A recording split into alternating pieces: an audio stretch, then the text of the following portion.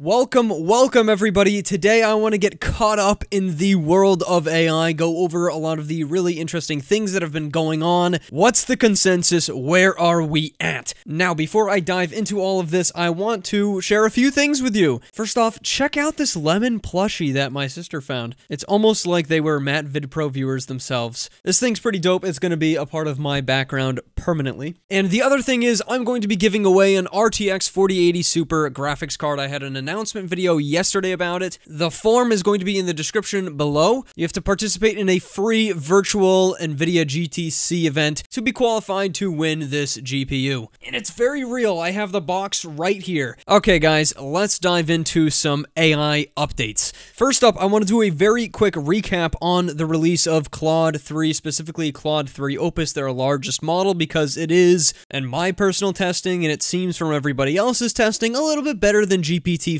making it the best AI large language model we've ever seen. OpenAI has yet to respond, and a lot of people anticipate GPT-5 to come soon. Check out my Claude 3 full review if you want to dive a little bit deeper into some of those rumors. But as Alvaro Syntax, which is a phenomenal account here on X, by the way, points out, there are some really awesome examples here showing off just how good Claude 3 Opus really can be. First example, Claude 3 Opus reinvents a quantum algorithm from scratch in just 2 prompts. The paper it was given to reinvent, more or less, is not on the internet yet, but yeah, I don't even know what a quantum algorithm is, so some of you who are a little bit more intelligent than me might be able to point out that this is quite a accomplishment. Another point here, Opus is really great at following complex instructions. For example, it was able to take a 2-hour video and convert it into a very long blog post in just 1 prompt. And if you've ever tried to do anything similar to this inside of GPT-4, you can see that this is a very big accomplishment, especially at 2 hours long. I'm not going to reveal Alvaro Syntax's entire thread, so feel free to check out the rest of it if you'd like. I'd also like to mention, this is a really interesting point that I forgot to mention in my Claude 3 first look review. So Mr. Scarano here on Twitter points out that Claude 3's retrieval ability over a long context is so darn good. And if you guys remember, for now it's 200,000 tokens at once. It's so good that if you were able to fill out that whole context window with, let's say, a script from a movie and you changed 1 word, it would be able to pick out that 1 word and go, this one doesn't belong. Anyways, if you provide structured data and then just prompt it accordingly, it can more or less act like a fine-tune on the model itself. Scarano here gave it 800 tweets from his account, and now it can speak just like he can. That's pretty darn cool. I haven't tested it out for myself, but I bet it works pretty darn well. Now, other than that, in my own testing, I found Claude 3 to be a very nice model to work with. It shocked me in its ability to just infer what I wanted right away, and to me, that signals that the model is very good at understanding things in a complex, deep way. It's something I noticed when GPT-4 released as well, how much better it was at just inferring what I wanted inside of the prompt. Now, is it perfect? No, obviously not. And I think personally that OpenAI has something in the works that's really quite good, but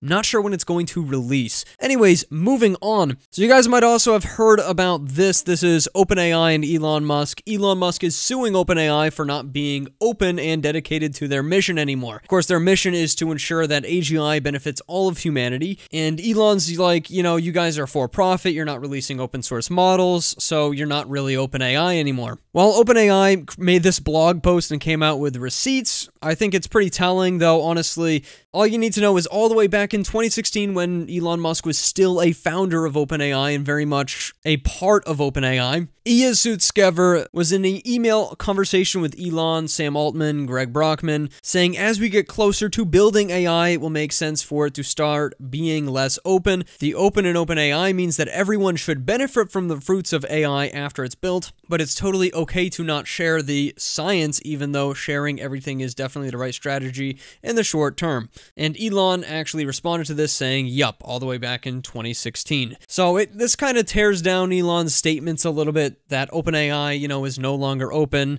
He agreed that everyone should benefit from the fruits of AI, but it's okay to not share the science. Now, here's my take on all of this, since everyone's probably already talked about Elon's side or Sam Altman's side, OpenAI side, etc.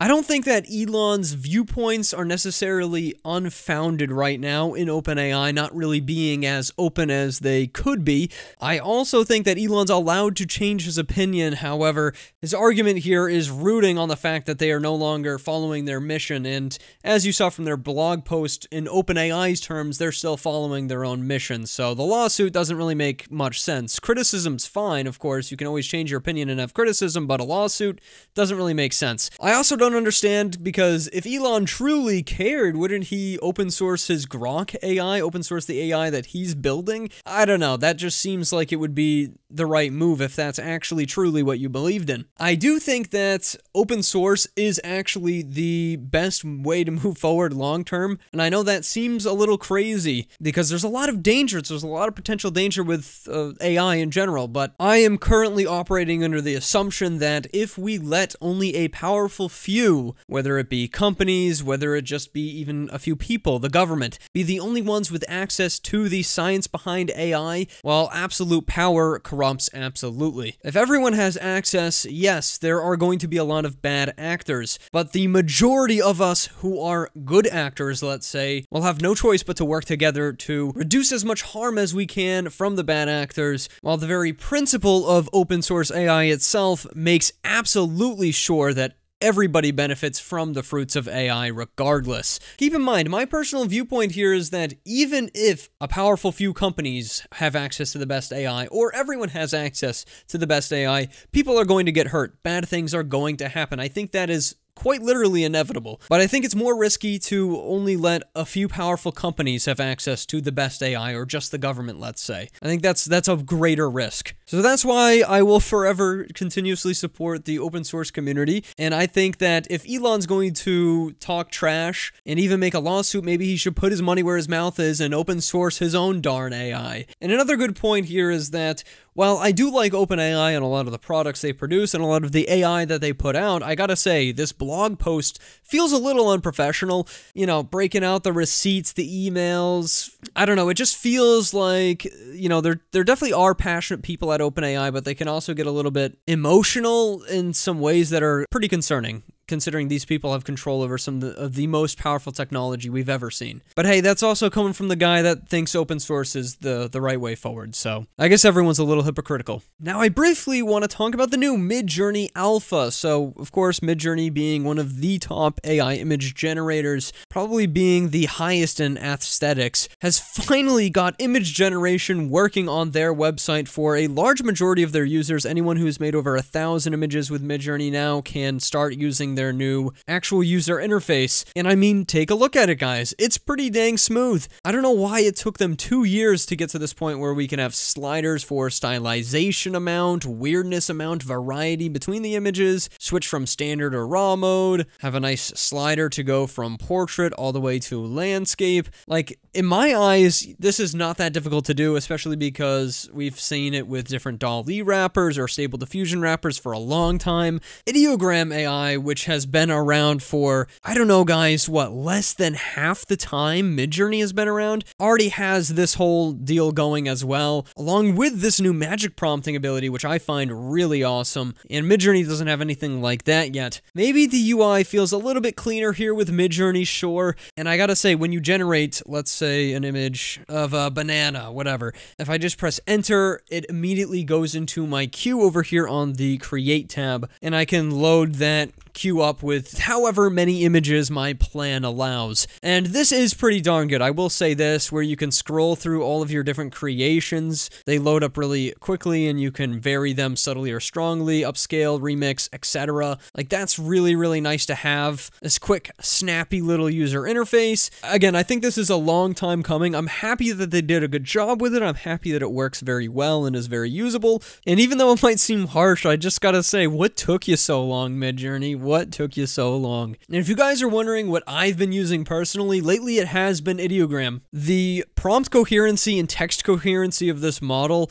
has allowed me to make numerous thumbnails and really produce some awesome works. So even though Midjourney might be better in a few areas and this might have its own benefits, I've just been enjoying Ideogram the most as of late. Other than that, guys, Suno AI's V3 Alpha has been blowing up a little bit, with popular streamer XQC taking it for a test run. I gotta say, I'm not the biggest XQC fan out there, but it's cool to see something like Suno AI going mainstream, because it is one of the best AI music generators I've ever tested out. They're really great at pricing, creating a nice interface, and developing models that just, as it says in this tweet, cook.